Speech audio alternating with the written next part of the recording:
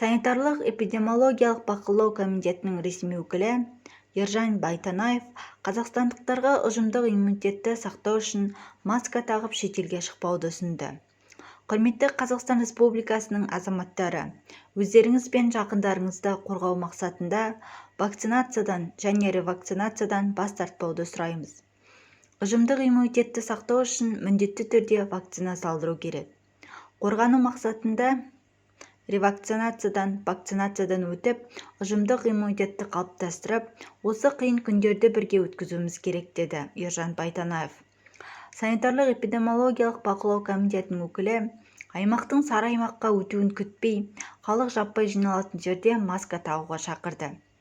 Барлығына әуежайда, вокзалда, қоғамдық көлікте, халық көп жиналатын жерде маска тағуды ұсынамыз. Маска коронавирус инфекциясынан қорғайды. Мүмкіндігінше шетелге шықпауға кеңес береміз. 130 елде ауру қарқынды таралып жатыр. Қазір демалыс уақыты екенін түсінеміз, бірақ үйде, туыстардың ортасында демалуға да болады, деді.